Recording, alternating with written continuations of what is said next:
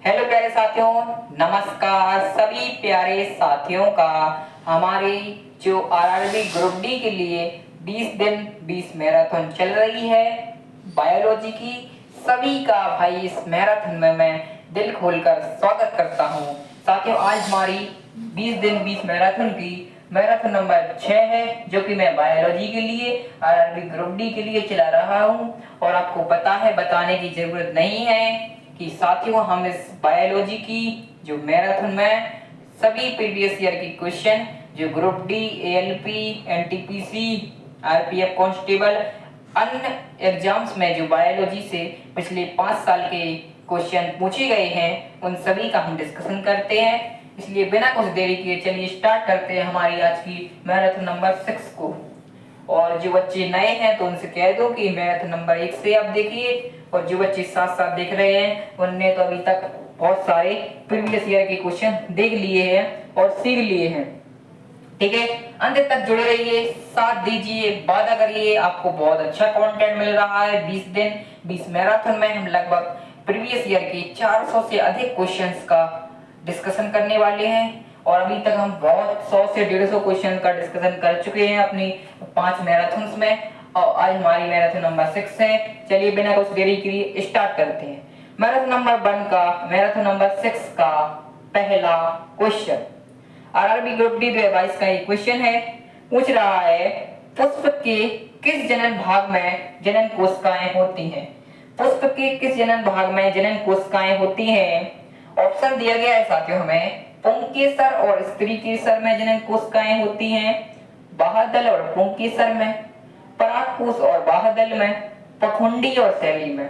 तो सभी प्यारे साथियों को पता होगा कि जो पुष्प होता है उसके पुंकेसर और स्त्री केसर भाग जो होता है उसमें जनन कोशिकाएं होती हैं। ये आरआरबी ग्रुप डी 2022 में क्वेश्चन पूछा गया है। इसका सही जवाब है पुंकेसर और स्त्री केसर।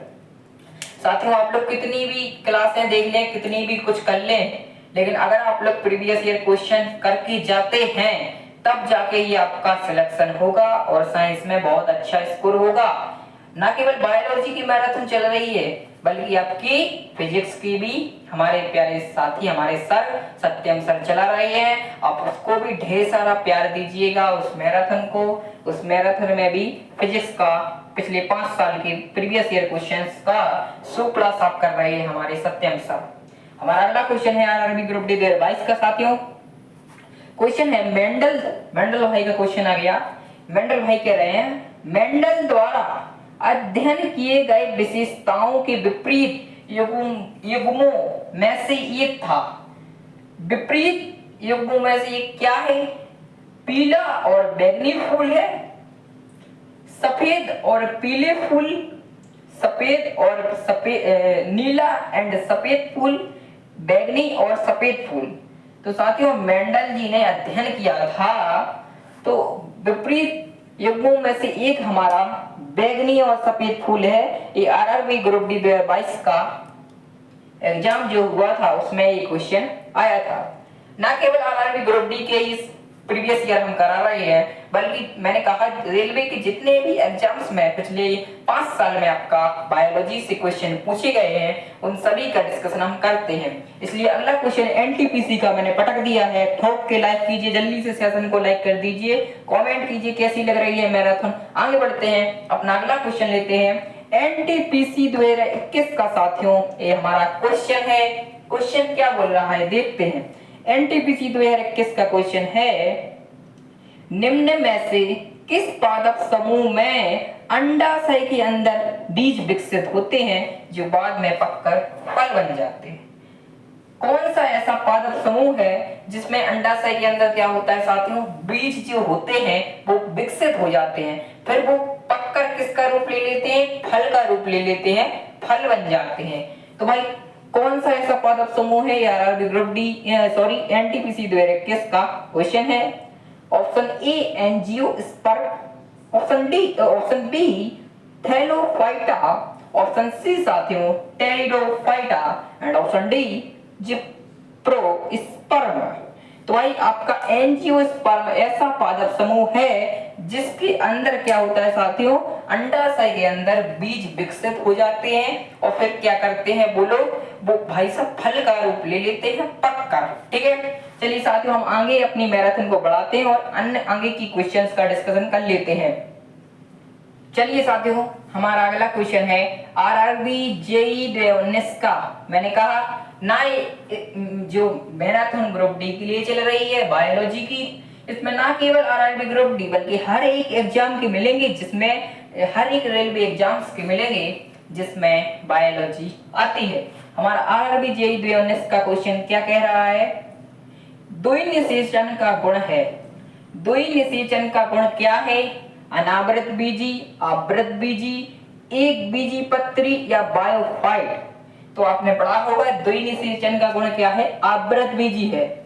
क्या है, आरआरबी जेई 2019 के क्वेश्चन में आया द्वि निषेचन का गुण क्या है, हमने बताया आवृत बीजी है साहब।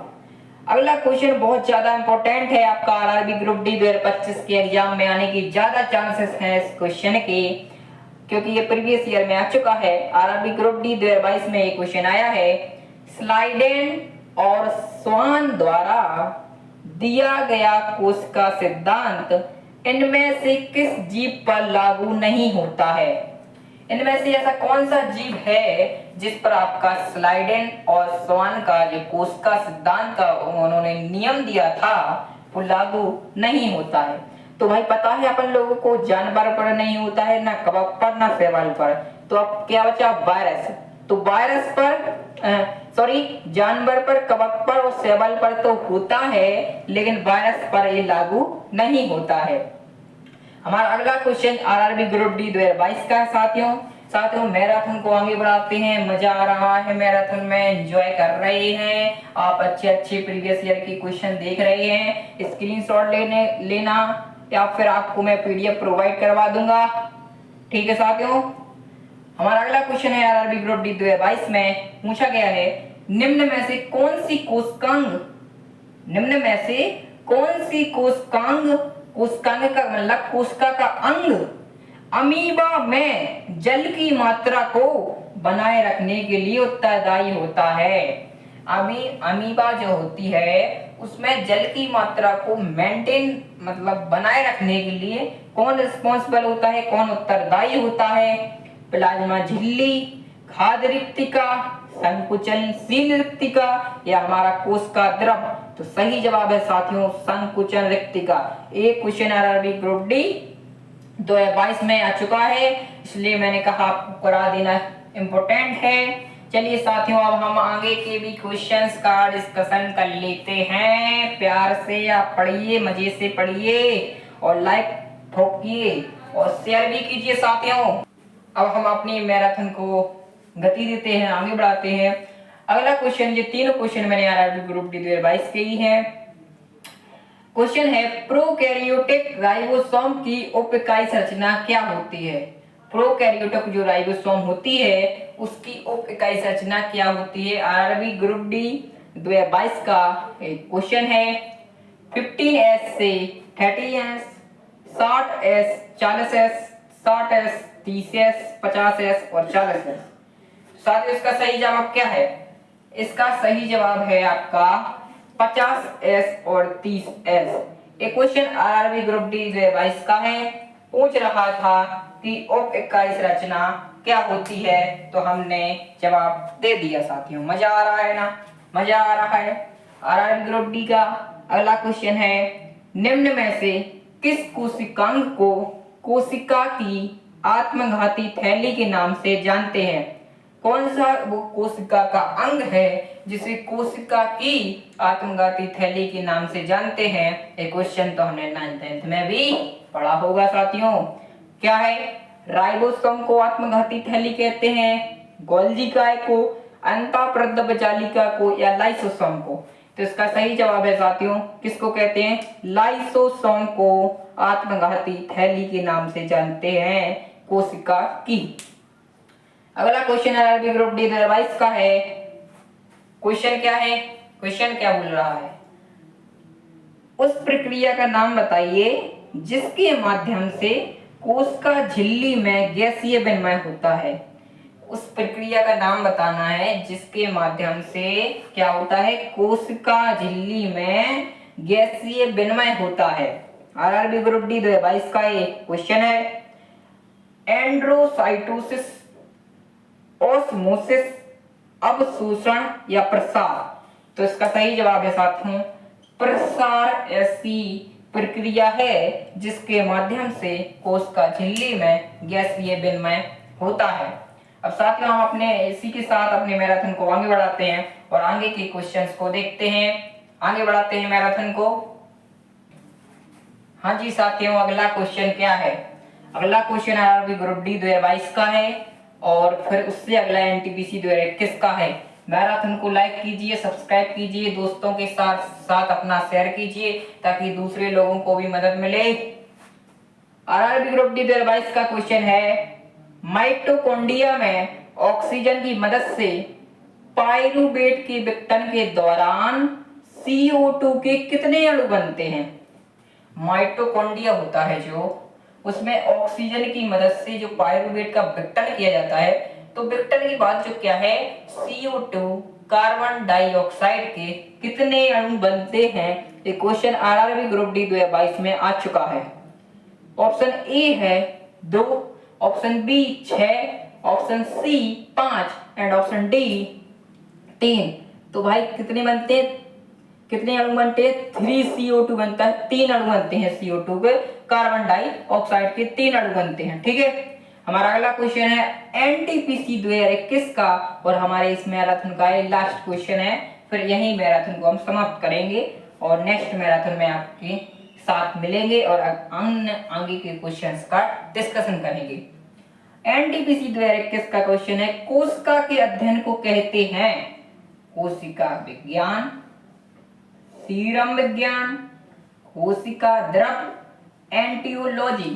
तो भाई क्या कहते हैं, कोशिका के अध्ययन को कोशिका विज्ञान कहते हैं। इसी के साथ साथियों आज की हम इस मैराथन नंबर 6 को यहीं समाप्त करते हैं और अगली मैराथन में मिलेंगे। जो टारगेट है हमारा 20 दिन 20 मैराथन, उसको कंप्लीट करेंगे और 20 दिन 20 मैराथन के साथ आपकी जो बायोलॉजी के जितने भी प्रीवियस ईयर के 5 साल के क्वेश्चन हैं वो कंप्लीट हो जाएंगे, जिससे आपका साइंस में ना केवल स्कोर आएगा बल्कि रैंक भी आएगी। ठीक है साथियों, नेक्स्ट वीडियो में मिलेंगे। तब तक के लिए जय हिंद, जय भारत, जय श्री राम, भारत माता की जय।